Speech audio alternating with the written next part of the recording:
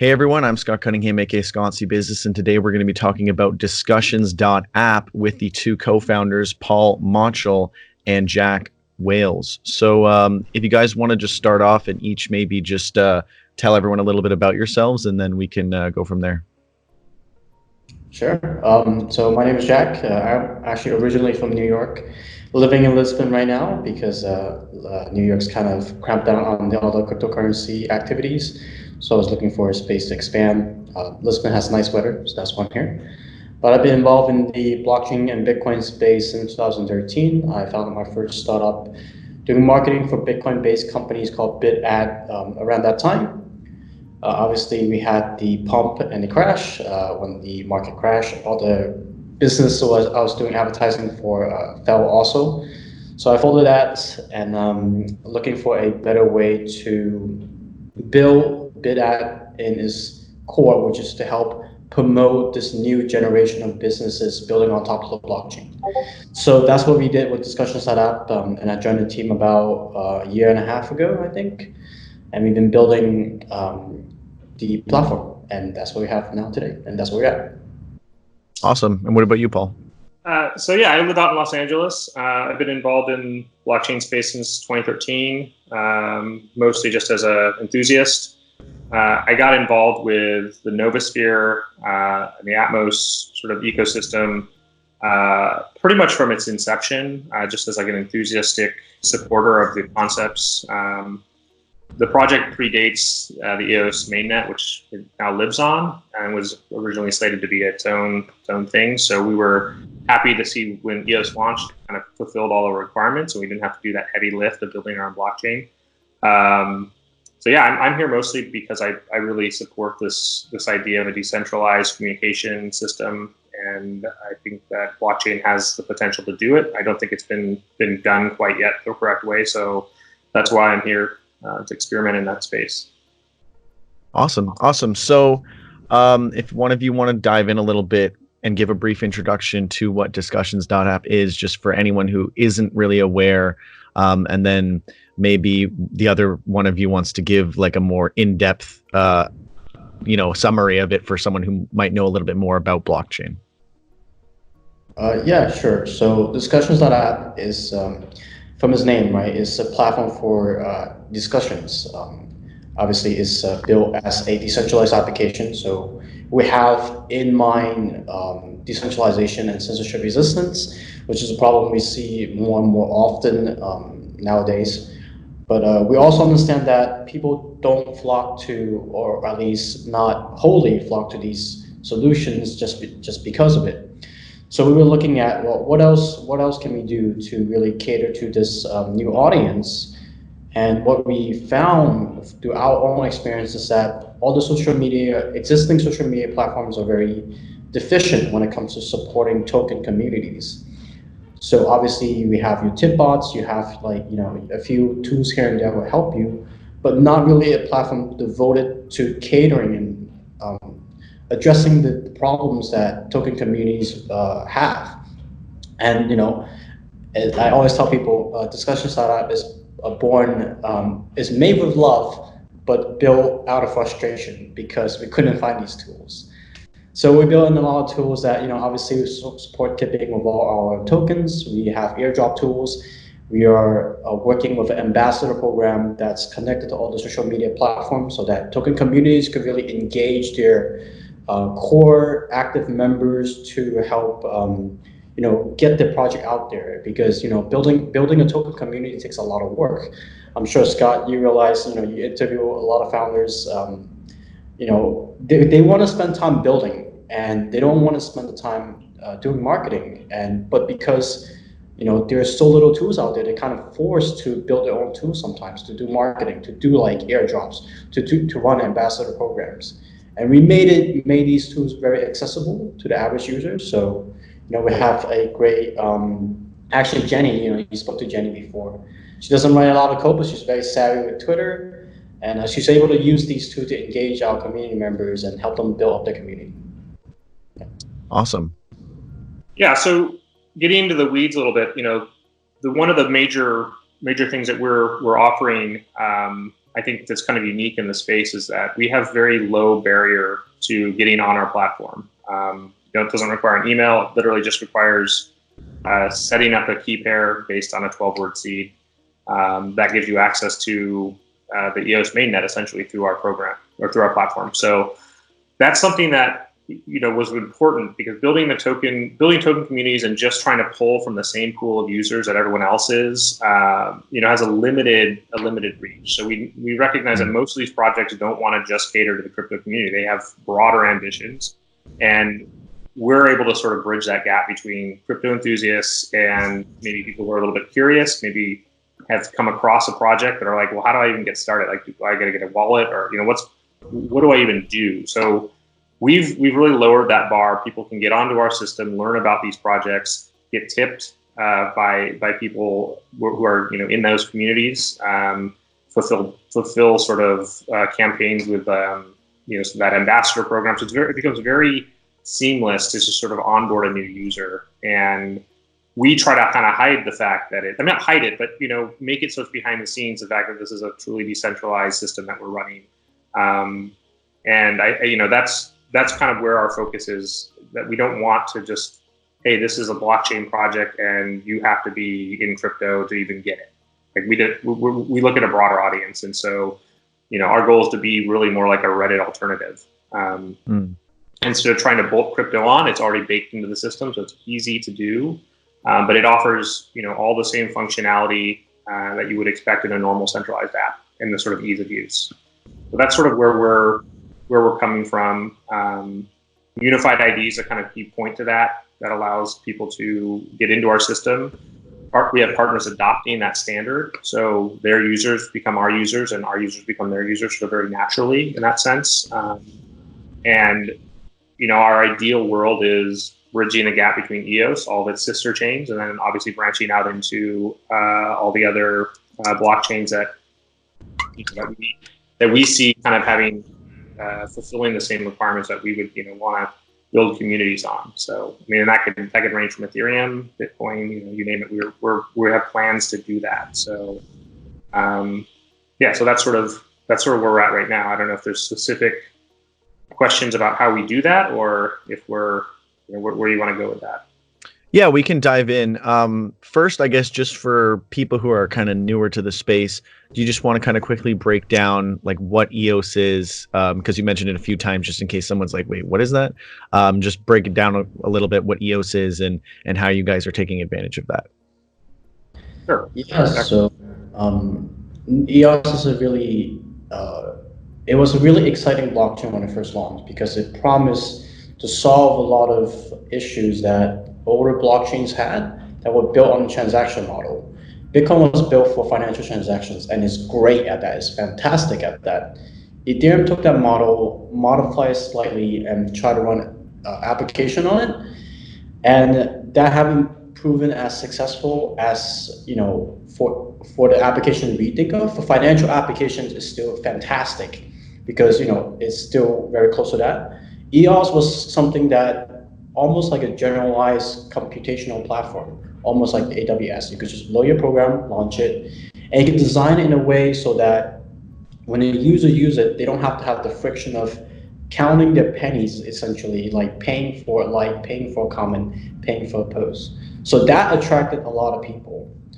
So that's the basics of EOS, and I could go into a little bit about where EOS fails in that that promise and how we addressed it with our own solution and made it actually deliver on the promise that it made during launch. Yeah, I think it would be good to just highlight that for some people who might, be a little questioning with where EOS is at right now. Yeah, so EOS has the unfortunate problem of it's still a great architecture. Like there's still fantastic things that could be done on top of it, but there are a lot of very idiotic design features. For example, you cannot get an EOS account unless you already have an EOS account, for one, which it blows my mind. It shouldn't happen, but that's the case. And another thing that the resource system of EOS is very unique in that you don't have to spend money to like do actions. You could just stake your tokens and you gain a certain number of actions you can perform. But again, it runs to that problem where if your CPU is maxed out, you cannot stake for more CPU. So you're screwed either way. So there's just a lot of these very silly things that we looked at it and like, okay, well, this is completely crazy. No one's going to be able to use this system for anything. So why don't we make it into the back end? So what we designed is essentially a second layer system where we abstract the account system, where you use it just like you use Bitcoin. You get a public private key. It has your account. You could write posts. You could make transactions, and all that. The posting and the commenting on the liking, all that's free because that resource is managed by us. We, the developers, take on the burden of managing that resource system. There is, however, and this is, the next thing is, well, how are we paying for it? There is a transaction fee involved, and that's why I say it's very similar to Bitcoin, but that transaction fee only comes into play if you're making a transfer of tokens. If you're making a comment, a post, all that is free. So you can use the platform 99% of the time, which is what people do is a comment, they post pictures, they like stuff, all that's free. It's only when you make that financial transaction that there's a fee involved, and that's where we generate our revenues from. Okay, yeah, that makes a lot of sense. And you guys are using the like the ATMOS, I don't know how you would pronounce it exactly, ATMOS token. Do you want to talk a little bit about that? Yeah. Maybe Paul, if you want to dive into that. Sure. So ATMOS, as I said, ATMOS is a token that predates the EOS mainnet.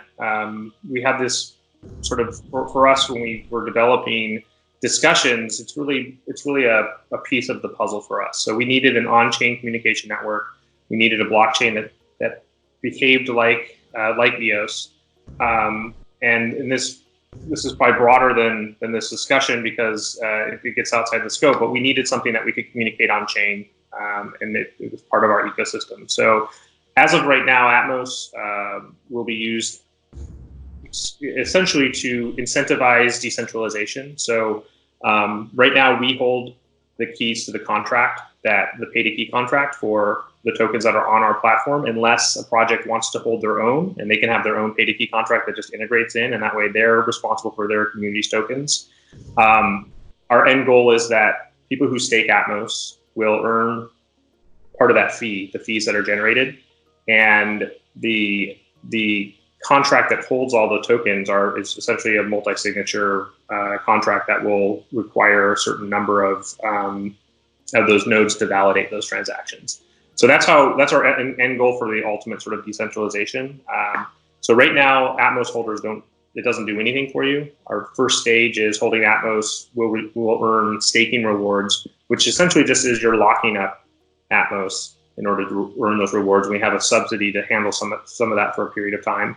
Phase 2 is when you actually have to run the ATMOS DB software to get rewards. So phase 1 is sort of designed to broaden the pool of holders, because right now it's not a huge pool of people who hold ATMOS, and we'd like it to be much broader. So we want to incentivize people to get the token, hang on to it, and broaden that pool. And then we introduce the software aspect where actually running the ATMOS DB software provides decentralization for our financial transactions, and also provides redundancy. So in case something goes amiss with the history nodes on EOS, we have a backup, which is what our ATMOS DB nodes will also function to do. So it's sort of a redundancy system as well. Yeah, that makes a lot of sense. So what problem did you guys set out to solve with Discussions.App? Maybe you want to tackle this one, Jacques? Yeah, so I think I'll talk about it a little bit in the beginning. Is just there's no good platform to build a token community. Not only that, there's a great story to how our platform started and how one of our moderation system is developed. Our lead developer, his name is Bootler. That's his name. He doesn't show his real identity. It's like we call him our Satoshi. So, but he was there during like the original time when there was a Bitcoin split, right?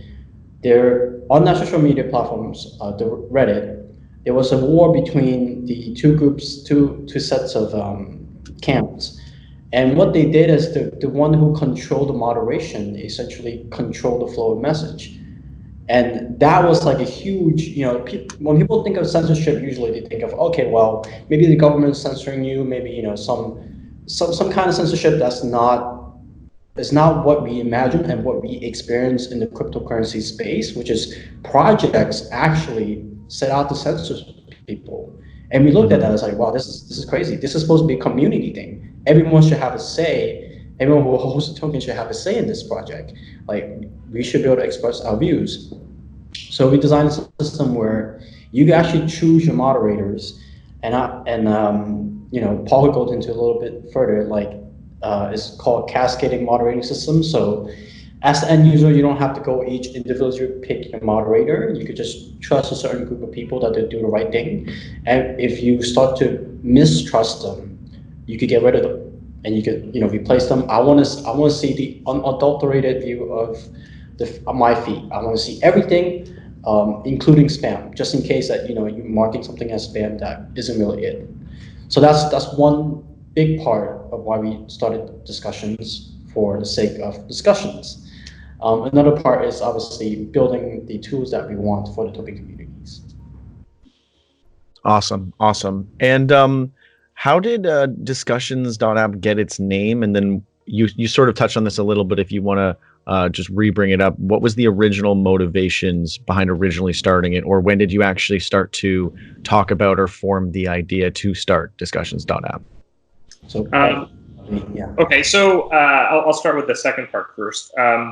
One of the broader goals of the Novusphere is to build an on-chain, decentralized bounty system, judge system. So you could have, someone wants to have a digital file, and a bunch of people fulfill that request. You could have a decentralized method for determining if that file fulfilled the request or not. So that's kind of broadly one of the pieces of our puzzle that we're trying to solve.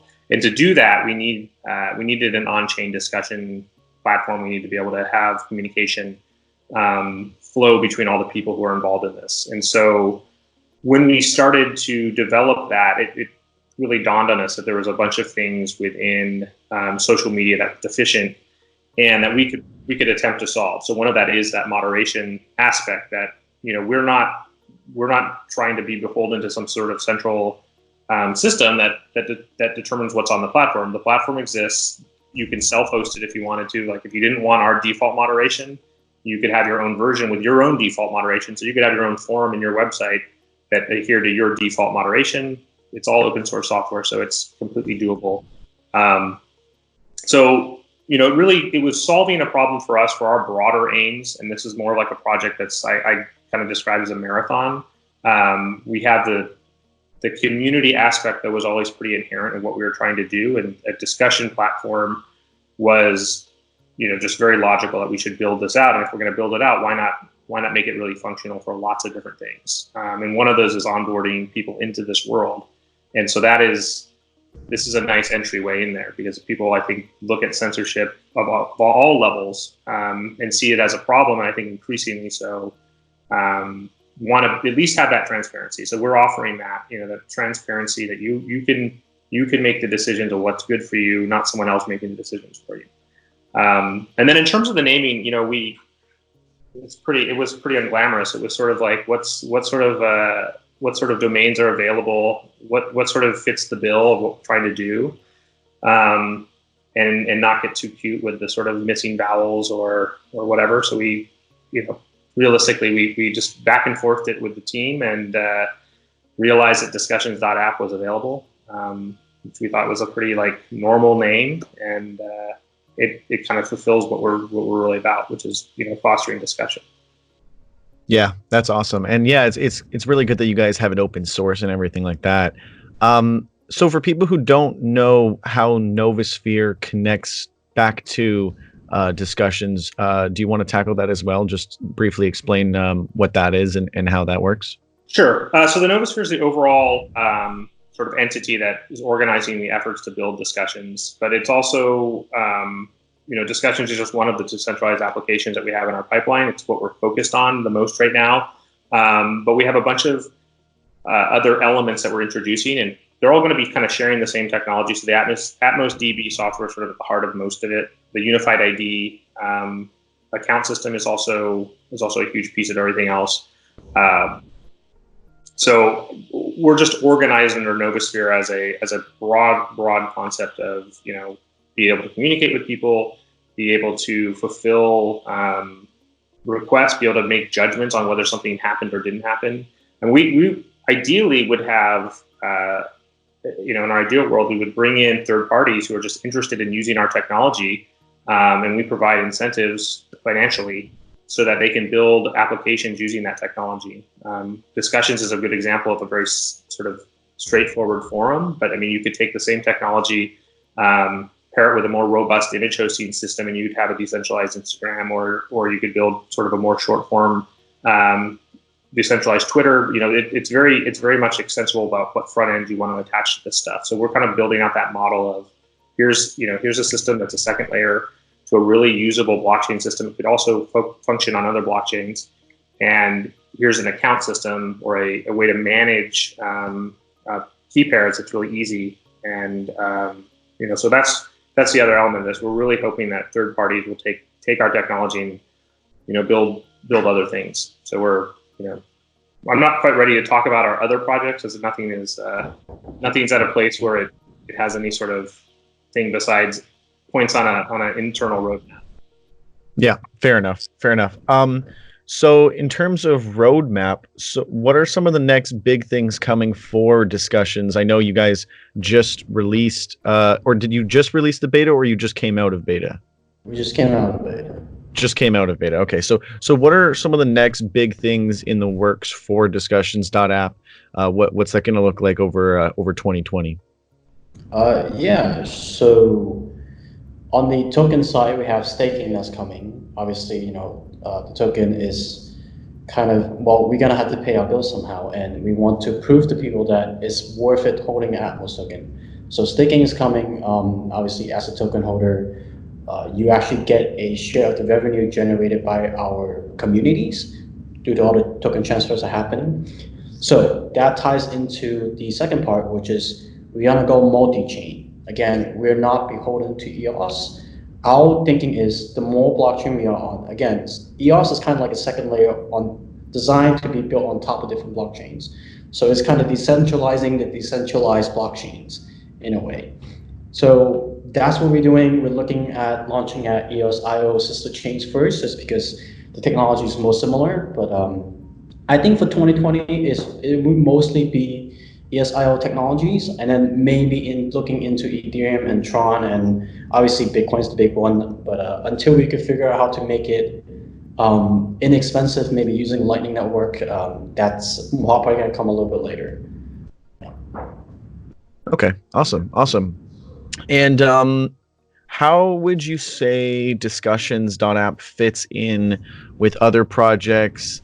How similar is it? How uniquely different is it? And like, how does it fit in the kind of ecosystem of dApps that are out today? So Paul could fill in whatever I'm missing. And I think the big difference is I want to make this really clear that there is a notion that people associate with decentralized social media platforms that we are using the platform to push our token forward. That's not what we're trying to do. We are trying to provide a platform for these token communities. That's the huge distinction between what we're doing, what our platform is, and what our token is used for, and other decentralized social media platforms. And Paul could probably answer anything that I...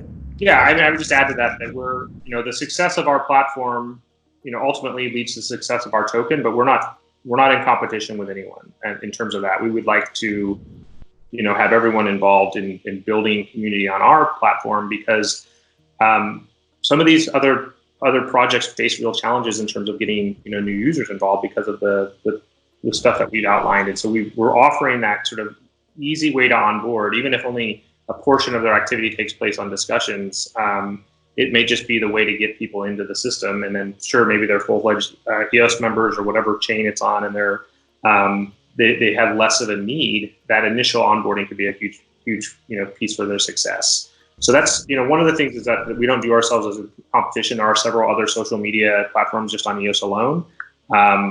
We've made it so you can repost that content directly into discussions really easily. It looks pretty good. We plan to do that with voice when it comes out. I mean, we're not there to, try to win some sort of social media war. We're there really on the end of the day to build a way to, in an open source, transparent way, let people communicate, build community. And then I think people will see the value in this system as we kind of flesh out the other pieces of what we're trying to do in adopting our unified ID standard and kind of thinking about our second layer solution as a way to sort of bridge the gap. So that's sort of where I think we're a little bit different. We're not trying to keep things insulated into our own community. We're really definitely about trying to broaden the conversation. Yeah, that makes a lot of sense. Yeah, because I mean, it seems like you guys are definitely taking a more decentralized, open source approach, and it's more about providing that platform rather than trying to just boost your token, like you said. So, where would you see Discussions.App going in the next year? You briefly touched on that a little, and then maybe in the longer term, like in the next 5 years, given the crypto market is, I guess, in the ideal scenario. Paul could cover the communication side of things, but for me, the reason why I got, as a New Yorker who was an entrepreneur, in the entrepreneur scene, I was going to school next to Wall Street. For me, when blockchain rolled around, it was like this unbelievable platform for building businesses. Now, anywhere in the world could form these businesses, and that's what I see these token communities as. So I want Discussions.App to be the platform where these businesses start and where they flourish. So that's the end goal I see for Discussions, for me at least. Yeah, and I would agree with that. I think, as I said before, I alluded to the idea that we want to attract third-party developers.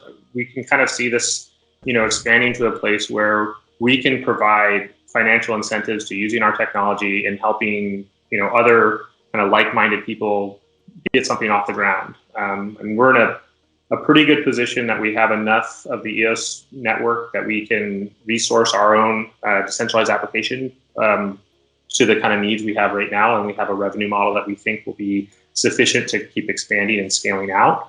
But we recognize that there's a lot of people who have great ideas and they probably are going to need help getting off the ground. And they're probably in a place where, maybe their idea is not grandiose to the point of attracting VC money, but it is the kind of thing where it's a piece of the puzzle where we can, it can fit into what we're trying to do more broadly and what I think the crypto community in kind of general should be thinking about. So that's another place where I see certainly over the next, year to 2 years where we actually build out that capability to be supporting kind of third-party efforts. So that's a big piece of it for us, I think, in the long term. Yeah, awesome. And what is the current user base size looking like, and how is it growing on Discussions.App? Yeah, so the last time we kind of took tally is we have 17,000 users and about 250 or some, I think it's near 300,000 page views, just because that was for the first iteration, and that was limited to only the people who have EOS accounts. So I think we did pretty okay, 17,000 accounts. So that's where we looked like last time, and this year I expect us to at least 10 times that number, just because we kind of unshackle ourselves from the EOS constraints, and I think that's going to do us a lot of good. Yeah, and you guys just came out of beta too. Yeah, that's right. It's new. So the other thing is the way you count users on EOS is a little bit difficult because we're no longer tied to these accounts. And most metrics that are publicly available would say, well, you have these many accounts interacting with your system. It'll appear as if only one account, if everyone's using unified ID, it'll appear as only one account's actually interacting on chain, unless you actually dig into the chain and you see that, there's all these separate public keys. So we will likely have to build the tools to provide the analytics for the unified ID systems, which will allow like DApp radar to be more accurate and other kind of systems that analyze blockchains. So we haven't built those tools yet, but it is definitely something that I've been thinking about. How do we how do we show to people that like this, the activity here is actually quite good when it's all going to appear as one user, one really active, crazy busy user, but still. So that's something that, is still in the works, is helping build that out. And that'll help our partners, I think, recognize the value in adopting some of this technology. Yeah, when I did a recent review of the growth of crypto platforms, I find DApp Radar and all the different DApp tracking websites are a little misleading, because a lot of times it's specifically on-chain transactions that they're looking at. So when I looked at something like Minds, it says there's only 20 users or something, because most of them are using off-chain boosting. So it's extremely deceiving, and it's definitely not representative of what the platform actually looks like. So people watching, definitely don't just go by what you see on DApp Radar and such. It's not a very accurate representation. So where can everyone go to learn more about Discussions.App? Discussions.App. That's the best part about it. So we're actually gonna probably hold AMA in the next week. We're still kind of working. We're working with our partners to do cross promotions, but also events for them. Like I said in the beginning, Discussions not really we don't build Discussions to push our token forward, but obviously we would like people to know, well, why do we have a token? What's it used for? So we're gonna have AMA sometime next week, and we're gonna have our partners come on next week as well, and you guys can learn all about them and how we are gonna devote our not only marketing resources but technical resources to make sure that this will be the best platform for you to build a community on. And you also hit Novusphere.io, and that's got links to white papers, as well as all of our various social media you can reach out to us on, and our GitHub, which I think people are interested in open source elements or getting into the technical side. I think that's a pretty good resource. Awesome. And those are all the questions that I have for you guys. Is there anything else that you wanted to touch on or to mention before we end this off? No, but we are gonna do a lot of airdrops and a lot of AMA, so stay tuned on Discussions.App. Awesome. So, did you want to say something? I was going to say thank you for having us on here. This is great, Scott. I appreciate it. Yeah, absolutely. And thank you guys for coming on. I'm sure everyone learned a little bit about Discussions and what you guys got going on, and they should definitely go and check it out, and obviously check out the airdrops and everything you guys got going on. So everyone stay tuned and, go check it out. They just came out of beta. So, there's going to be a lot of people coming on, and, get in early and get your ATMOS and get going. And again, thank you both for coming on. I really appreciate it. Thanks, Scott, for having us. Cheers.